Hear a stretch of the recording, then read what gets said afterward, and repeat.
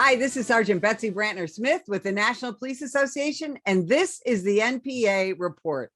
I want you to meet Lieutenant John Macari. He is a retired NYPD lieutenant, and he's a pro-America, pro-cop patriot who now, because he is retired, can speak out about so many issues and his opinions. I got to know him on social media, and his opinions and his insight is fantastic. And I think you're all gonna really be glad to meet him. Lieutenant, welcome to the show.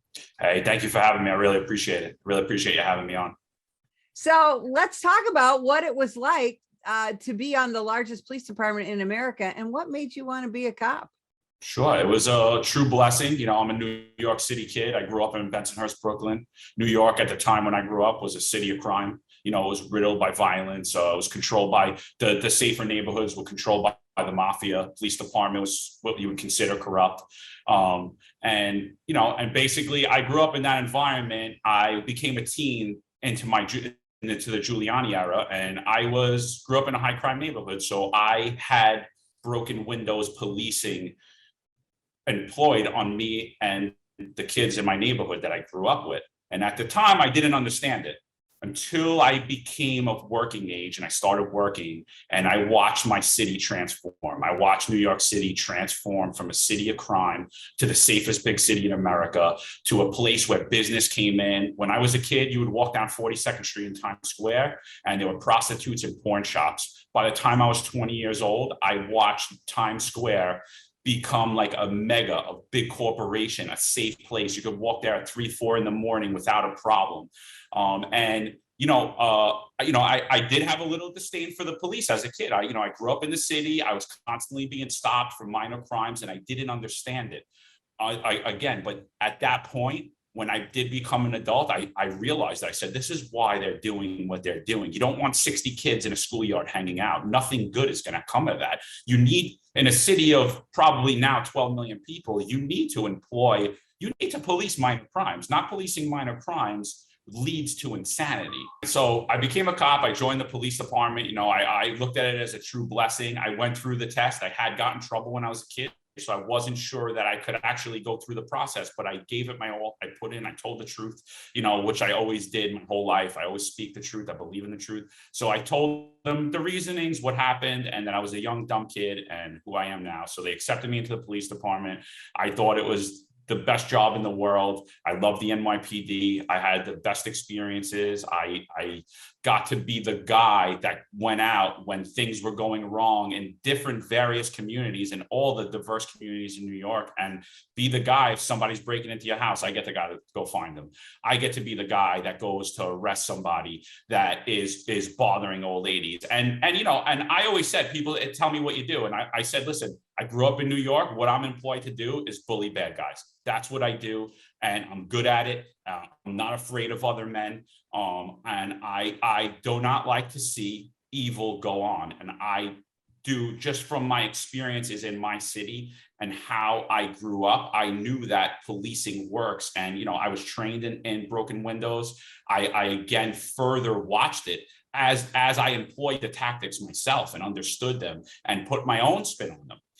So I believe in policing minor crimes, and I watched that go. I got promoted probably with about 7 years on. I was an active cop. I did plainclothes work. I did that for about 7 years, anti-crime, field intelligence, and even though I did a little patrol in the beginning. And, I then wanted to become a supervisor. I wanted to teach young guys the way I was trained, and I wanted to go out and be able to spread my wings further, to employ the tactics that I knew worked and my style that I believed worked. My punchline always is, my whole thing was, when you're a cop, whatever situation you're in, you treat that person as if they're your family. I don't care if they're an emotionally disturbed person, they're on drugs, they're a criminal, they're a notorious violent criminal. Now, that doesn't mean That does not mean that I'm going to play with soft hands at all. That does not mean that, but I will treat them. I will do what I expect the police to do in that situation. And that never steered me wrong my whole career. I've affected thousands of arrests, both as an officer and a supervisor. I've been involved in so many, and I've never been a subject of discipline. I've got some minor complaints, but nothing legitimized. And, it worked. It held true to me. I always believed on that. You have to put your head in the pillow at night. So yes, if somebody is violent, you're employing me to stop that, to make everyone safe, and maybe to make that situation safe and to stop anyone else from getting hurt. I do have to deploy violence. And, it's an inconvenient truth that most people on the news, they watch a video and they don't understand it. Violence is a constant. It's always been.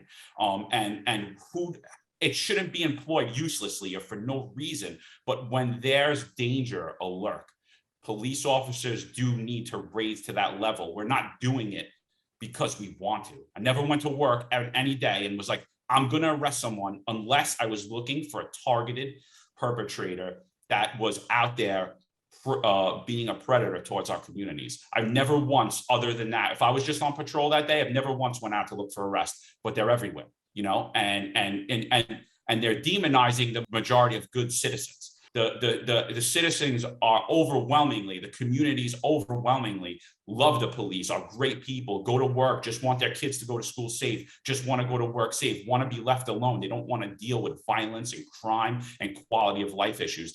That's why they pay us. That's what we do. Mm-hmm. And to me, that was police work. It was a blessing. I loved every second of it. Unfortunately, I'm not still in the field, due to New York City Mayor de Blasio and now New York City Mayor's illegal mandates. So, but again, I'm still blessed. I still count my blessings. I wouldn't change it for the world. I would sign up again and I would do it all over again. Well, so let's talk about that. First of all, a couple of things. One of the things when I talk to NYPD cops, there's an overwhelming majority of them grew up somewhere in New York City, mostly in bad neighborhoods, who had some dust-ups with the cops and then became cops. And I think that really speaks to the NYPD officers on the street who are obviously doing things that are influencing kids just like you were influenced, right? Absolutely. It influences me, and the same way that the police department influences me, the way that we're stepping back towards crime now, the way that the politicians and the media are basically putting kids' hands on crime. Now you're speaking to the youth. You're telling me, who grew up poor with nothing, I'm in the park, I'm looking up to the older kids in the neighborhood who are causing trouble, and they're coming in and they're telling me, oh yeah, I just made a few $1,000s and nothing happened to me. The case got thrown out. I was only arrested. I did 3 hours in jail. And what do you think those little kids are going to do? They're going to do exactly what they see the older kids in the neighborhood doing. Again, most of them come from working families like myself. Their parents aren't around. You're out in the street. You're learning things. By the time I was 11, I knew more than 21-year-olds across the country. And so to me, like that's a huge thing, the narrative that us now as adults are giving to these children. And to me, it was unacceptable to be a criminal. It's unacceptable. That's how I was raised. That's how my community, my politicians, my teachers, that's how I was raised. If you don't want to be part of society, you're not going to be part of society. If you don't want, and that's how I was raised. And I always said to my friends, imagine if we were kids and we got in trouble and we only spent 2 hours in jail and the case got dropped. Now, instead, when we got in trouble, we spent the weekend. And that's the greatest lesson that anyone could ever have. It's the greatest social service anyone have. One night in central booking, and you get a slap on the wrist, your case gets dropped, it's for a minor crime, and you could come back in life. And hey, you could even become a cop later on down the road. And the stuff that you don't like, and the way the cops that you didn't run into, because cops are human, just like accountants, you're gonna have a guy you don't like. You're going to run into people that you're like, wow, that guy's an idiot. I wouldn't have talked to somebody like that. The same way, now you could go there and you could be the change you want to see. And, I was given that opportunity by New York City. And, they took me from a poor, low income kid. I became a staple in my community because of that. And, and I applaud the politicians at that time that did that on both sides. But now, if you see, I deplore the politicians on both sides. I don't think they're sending the right message out. I don't think my police unions, particularly in New York City, are even speaking up for not only for us as their members, but for the community, for the true community. They're pointing to things to keep the message politically correct and not telling the truth. And I don't believe in that. And, although I lost my career, my mission now in life is to take care of my family, but is to also speak the truth. Whether, you like it or you don't, it just is what it is. I may be wrong, I may be right, but I'm going to tell you my opinion. And that's and let's talk about that because, we have the, NYPD, in a post Michael Brown, post Ferguson era started to get, and you guys had nothing to do with that, but, then we had other situations occur and cops started to get vilified. Then George Floyd occurs, again, nothing to do with NYPD. But then there were other notorious cases. And all of a sudden, everybody's talking about defund the police, get rid of the police. And NYPD definitely got defunded. And then this, we're also in the middle of COVID. So then Mayor de Blasio came up with these bizarre vaccine mandates that I believe, because a lot of big city mayors did this, was just another secret way to defund the police. And you were caught in the middle of that, right? Absolutely. I worked throughout the riots in 2020. I watched, like you said, post Michael Brown era, I watched my whole department transform. All the tactics that I deploy that I know work, that keep people safe and do not violate, by the way, anyone's constitutional rights. Right. I don't believe in the heavy hand of government. I don't believe in that. I believe in us as humans, as being a community. Again, I was a member of my community. I love my community. It has, and so do 99.9% of the cops. You know what I mean? That's your best friend's grandmother you're dealing with. That's your good friend's son. And over that, we want our community to be better. That's the overwhelming majority of us. But post Michael Brown, we changed all our policies. We do all this, and you know what? You could defund the police. You could do all of those things. But it was really the policy that they start to employ. So, I worked the riots. I get COVID early on. Treatment in New York City is awful. I almost go out of the picture because I get pneumonia and I can't get treatment. I had pneumonia for like 7 days. I still have spotting and scarring on my lungs, so, and all in the line of duty, which again is ignored by the police department. They're like, oh no, you're fine. You might have had that spotting prior, whatever. I don't care. I'm not a guy that's going to sit there and cry. I make myself better. I'll physically heal on my own. I'll do things to keep myself healthy, and to get back to work, which I did. Get myself back to work, and then all of a sudden these mandates come in, and I test my antibodies because I'm being told by my medical professionals and by the NYPD that I need to take the vaccine to get antibodies. I test my antibodies. They're through the roof. They're at the highest level that they could be at. And, I cannot, and again, I was having residual effects, and I don't see a reason for me to take a vaccine to get antibodies when I already have it. So I submitted a religious exemption. I submitted to the fact that, Jesus 2 times in the Bible says, those who are sick are in need of a doctor, and those who are not, do not. And to me, I take that as, I don't need to take medicine when I'm not sick. I don't take an aspirin when I don't have a headache. I'm not a doctor guy. I've never been just doing police work. You're working 6-7 days a week, 16 hours a day. I don't go to the doctor. I go when my toothache's really bad, then I go. I don't go for routine checkups. It's probably horrible, but it's just the truth. That's how I am. I work out every day. I eat right. I try to stay healthy. So I submitted a religious exemption, and New York City, I'm familiar with all OEO guidelines and all OEO law, and NYPD's own policy. Being a lieutenant, I have to be familiar with all of this stuff. And I adhered to my duties as an employee, but they did not adhere to their duties as an employer.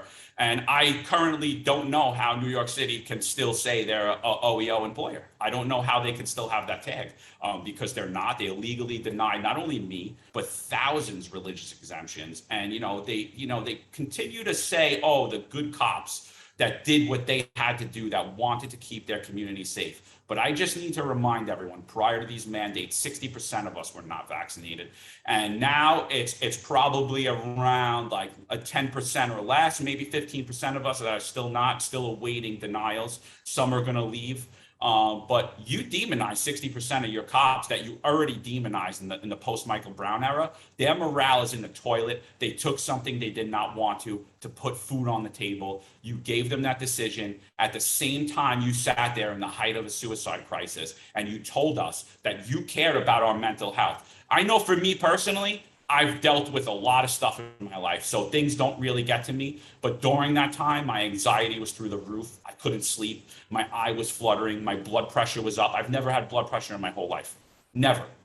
And, and I sat there and I watched discrimination and segregation live in the NYPD, and it disgusted me. And I couldn't sit there and tell my children to do the right thing and look my friends in the face and tell them that I'm going to do the right thing when I'm being asked to not only to violate my own conscience, but to force others into doing that. And as a supervisor and as a man and as a father and a Roman Catholic, I cannot in good conscience do that. So, I was denied religious exemption. I was told, dear applicant, after careful review, you've been denied. I appealed, and I basically at that point submitted for retirement. I couldn't lose 18 years. This whole decision has cost me millions over the course of my life. I have no health care. I have no steady check coming in now. I had to start a business to put food on the table. I actually had to move out of state to get employment.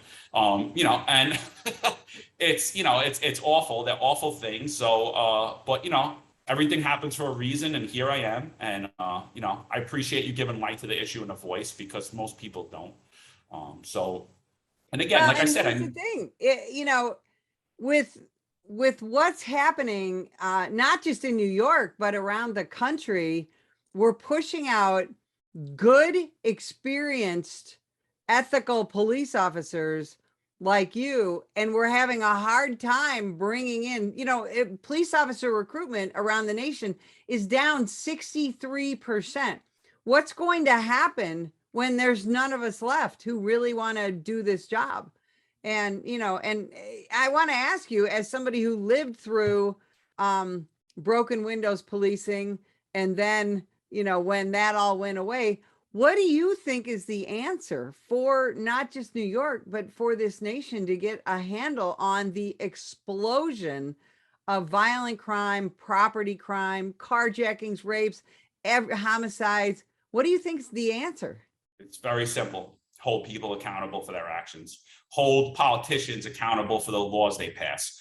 Hold people that sit there on TV and go up at a press conference and lie to you. Hold them accountable. Make people do their job. Make politicians do their job. When you have a DA that comes in and says, these are the parts of my job that I must do, that I will not do, make sure you vote that guy out. Make sure you speak. Everyone's politically lazy today. My generation, they don't want to get involved in the political process. And we see the effects of that now. The only way to go back is to police minor crimes. If we're not policing minor crimes, and we could do that without violating civil rights, and you could do that even without stop, question, and frisk. You could do that just by policing crimes that are committed. I have no problem if you go out and you go to a bar and you drink. I have no problem if you go home and you smoke marijuana. It's none of my business. I have a big problem when there's 10 of you standing on the corner and there's little kids playing in a playground and you're drinking and smoking marijuana. And so should everyone. And we need to have an honest conversation about this. We can't get blocked. You can't let your voice get blocked with cries of racism and all of this other nonsense, because that's not true. We're policing crime. Police officers criminally profile. Your race is a part of that profile. It has nothing to do with why you're being stopped. I'm an Italian kid. I grew up in an Italian neighborhood. I policed Italian neighborhoods. If you look at my arrest record and you look at my stop, question, frisks, they're all kids that talk like me, look like me, dress like me, came from the same community as me. And they were bad kids and they were up to no good. And we went after them, and and that's really what we need to get back to. If we're not policing minor crimes, we're picking up the pieces after major crimes happen. There's no other way to do it. And you see New York City Mayor Adams now, and he's talking about giving active shooters an on-ramp, paying people who violently shoot someone with an illegal firearm to not shoot people. It's disgusting. It's the wrong message. The media is silent. Our unions are silent. We need to get back to the truth. And the way that we're going to do that is regular people are going to have an honest conversation about how we want to live. Let's break down every issue. There's X amount of issues, right? What do you do when kids are drinking in a park? What do you do when kids are doing this? What do you do for a guy that does this? Let's have that conversation. Let's actually describe what America wants a police officer to do. Let's not have a politician tell you one thing one day and another thing the next day. Let's actually have a conversation and hold all of each other accountable to that. You hold the police accountable and we hold the public accountable. John, I want to stand up and applaud. I wish I could. That was so well said. Tell us, John, where can people find you? And talk about, we only have less than a minute, but talk about the podcast you got coming. Yeah, so I'm starting a podcast, New York's Finest, Retired and Unfiltered. You're going to hear real talk, not from mayoral appointed people. You're going to hear from real guys on the street. You're going to see the diversity, not only in skin color, but in sexual preference, in religion, in schools of thought, and political ideology of police officers. You're going to hear a real voice from real people. You can find me at johndmacari.com, and my website is New York's Finest Unfiltered.com. I'm doing it with a good friend of mine, Vincent Flores. He was a sergeant in the NYPD for a long time. Great guy. And we're just going to have honest civil conversation and debate. John Macari, I can't wait to see what you're going to do in the future, because I think you're an amazing guy and an amazing patriot. And I am so excited. And I can't thank you enough for spending time with us today and sharing your knowledge with us. And if you would like more information about the National Police Association, visit us at nationalpolice.org.